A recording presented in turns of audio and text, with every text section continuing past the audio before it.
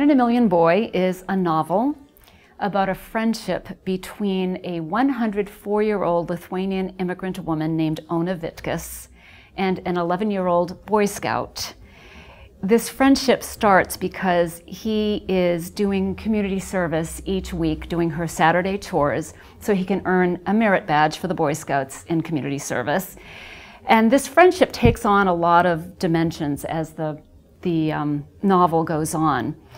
We find out on page 2 of the novel that the boy, a couple of weeks before, has suddenly died of a 1 in a million heart ailment. And in his place, at Ona's door on a Saturday morning, comes the boy's father, whose name is Quinn Porter. He's a 42-year-old guitar player, professional guitar player, who is riddled with guilt over his fatherly failures. He was not a deadbeat dad, but he was an absent dad. And he has been guilted into completing his son's obligation by Belle, his twice ex-wife and the boy's grief-stricken mother. And so here he is at Ona's door, ready reluctantly to interact with her and do her chores for a while.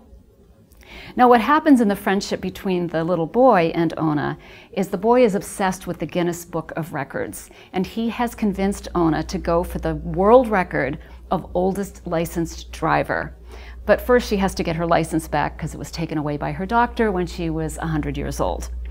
Now, Quinn inherits all of this unwelcome human interaction, and the friendship that evolves between Quinn and Ona forms the through line of the book.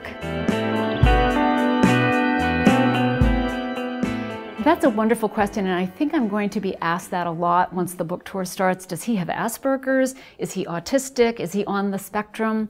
All of those phrases did not exist when I was first conceiving of this child. I started writing the book in 2005, and it was before Asperger's was a common word in America. It was before, I mean, I knew what autism was, but I never thought of him as with any label of any kind. And as Belle, his mother, says, she says, he's just our own funny little boy. He's just who he is. And that is always how I have thought of him. And I hope readers will think of him that way, that he's just his own little person with his own little quirks. I can't remember who said it first. I think it might have been Cynthia Ozick, a writer, and she says the only thing you learn about writing a novel is how to write that novel. That's all you learn from writing a novel. You learn how to write that book, and then the next one is just another blank page. And that's very, very true. I think if somebody read all of my novels, they would know the same person wrote it, even though they are very different. But thematically, if I would say, if there's something I write about generally, I write about assembling families out of broken parts. And this one is similar. You know, these kind of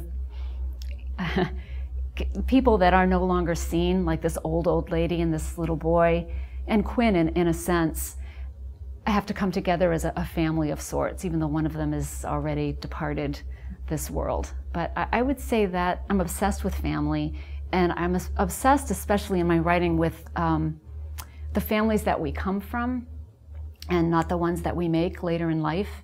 It's more those roots that we have that, for better or worse, are with us forever. And for Ona, even though her family emigrated 100 years ago, there's a pull there that she is just arriving at the age of 104. I found that fascinating.